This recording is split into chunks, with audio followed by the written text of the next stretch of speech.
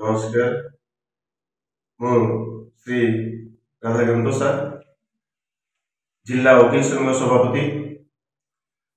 आज 26 जुलाई 2024 कारगिल विजय दिवस रजत जयंती पालन कर अवसर मु भारतवासी एवं झारसुगुड़ावासी को शुभेच्छा और अभिनंदन जनाऊँगी।